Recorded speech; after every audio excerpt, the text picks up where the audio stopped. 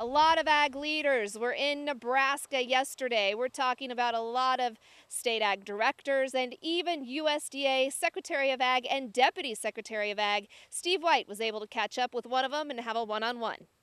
The average age of our farmers and ranchers here in the United States is 58 years old, and that's increasing. And we really do need to do something to get that next generation involved in agriculture and help them out. And that's one of the reasons the Secretary tasked different sections of the department last year to look at what we needed to do to make some changes and get that next generation involved. 10% of the land in the United States is going to change hands over the next 5 years. How do we get that land into young and beginning farmers? How do we get that next generation started? And what other issues are there, and how else can we help them? So, very hard to be a young producer, beginning farmer right now. It is.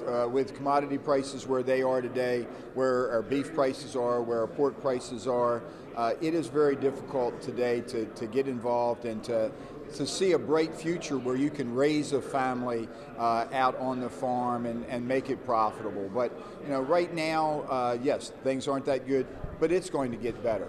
And they always do get better. And hopefully, when the prices improve, we're going to have enough interest out there to help that next generation get started. There's some policy things, whether it's improving the tax climate or other things that can be done to kind of improve some of these things. Well, if you looked at what we've done in agriculture at the department so far under Secretary Vilsack, we've looked at ways that we can make crop insurance more affordable.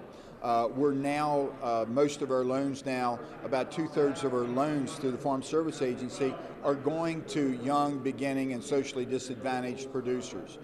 You look at what we've done to create other programs such as the hoop houses to help people get started in agriculture in a different way. The microloan program, where now we can lend up to $50,000 with very minimal paperwork that can help get that next generation involved in agriculture in a smaller way and then build up. So we've taken quite a few steps at the department over the last few years to help them get started. Let's see what else we can do, and hopefully that's what's going to come out of this forum.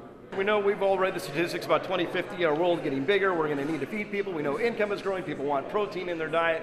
We know there are all these big picture positive things coming down the road in agriculture, but it's tough because we live in the here and now, and it's hard right now. It is, it's difficult right now, but there's no mistake about it.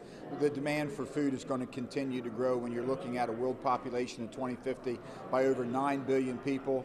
The demand is going to continue to be there. The only way that we're going to be able to feed that growing demand is through science and technology. We need the brightest and sharpest young people involved in agriculture to help us meet those challenges of feeding a growing population, but doing it in an environmentally friendly way and taking care of our natural resources.